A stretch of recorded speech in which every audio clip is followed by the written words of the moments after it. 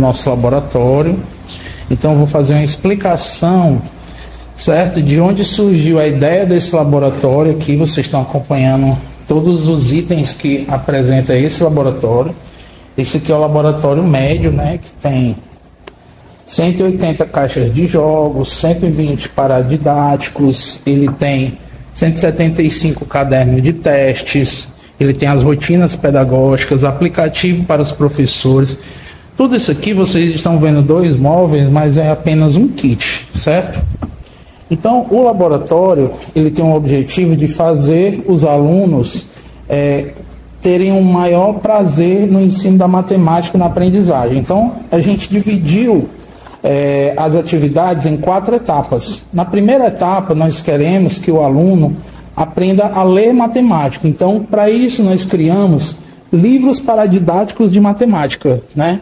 Então, esses livros paradidáticos de matemática ajudam o aluno a ler matemática, que é algo que não é comum nas escolas brasileiras, porque nós lemos muita literatura brasileira, estrangeira, cordel, regionalismo, mas a gente não lê matemática. Então, a gente sugere que em uma aula de 50 minutos, o aluno leia literatura voltada à matemática, desenvolvendo habilidades da matemática. Então, a aula começa com 30 alunos, cada um recebendo um paradidático, até 30 alunos, e o professor vai trabalhar a rotina.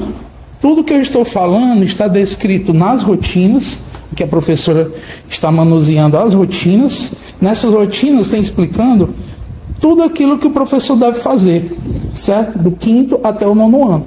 Então essa é a primeira etapa e a gente sugere que seja uma aula. E aí o professor vai abrir a rotina.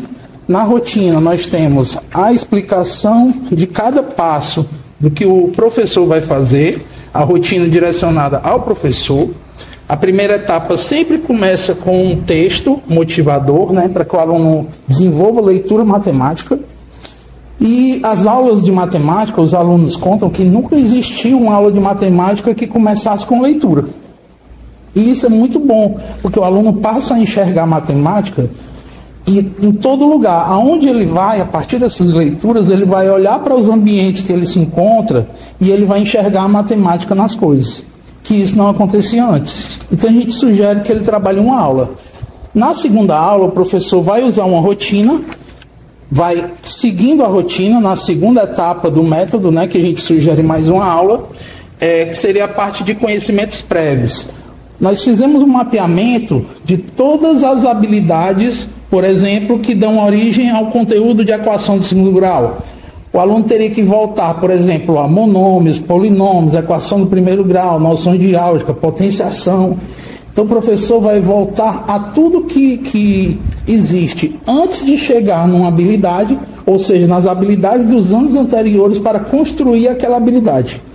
Que isso é uma deficiência muito grave no Brasil, né? A gente percebe que todas as aulas de matemática elas deveriam começar com a recapitulação, né, dos conteúdos dos anos anteriores. Na terceira etapa, o professor, como vocês estão vendo aqui, ó, vários jogos 5B, né? Então, vários jogos iguais, o professor ele vai na sala, entrega uma caixinha dessa de jogo para até uma equipe de até 6 alunos. E aí os alunos, eles vão aplicar os desafios desse jogo, passar cada desafio, vai passando em equipes, né? Tem um líder de equipe, que seria mais interessante, assim como países como Singapura fazem, né? Aprendizagem coletiva, aprendizagem entre pares, que nós podemos chamar também. Então o aluno vai trabalhar as etapas desse jogo, mas para isso ele já passou pela primeira etapa, que foi a leitura, e ele também passou pela segunda etapa, que foi a recuperação e recomposição.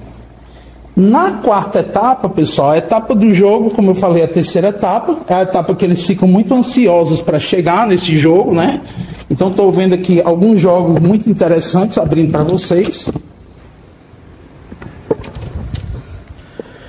Quando chega na quarta etapa, nós vamos testar, certo? O que o aluno desenvolveu na primeira, na segunda e na terceira etapa. E na quarta etapa nós vamos aplicar um teste.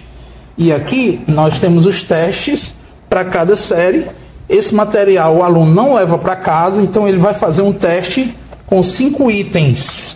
Modelo avaliações externas, principalmente modelo SAEB. E aí nós vamos poder, através desses itens, classificar a proficiência dos alunos em nível adequado, intermediário, crítico ou muito crítico, dependendo da alternativa que ele marcou, dependendo do gabarito que se ele acertou, ou então dos distratores, os níveis de erros diferentes. O professor também pode usar as plaquinhas do curtir e não curtir, e também o professor pode corrigir essa atividade em grupos, para que a gente possa corrigir alguma deficiência que ainda tenha sobrado. Então vocês verem que o laboratório ele é imenso, né? Ele, além de tudo, todos os equipamentos do laboratório. Aqui é o laboratório médio que vocês estão vendo.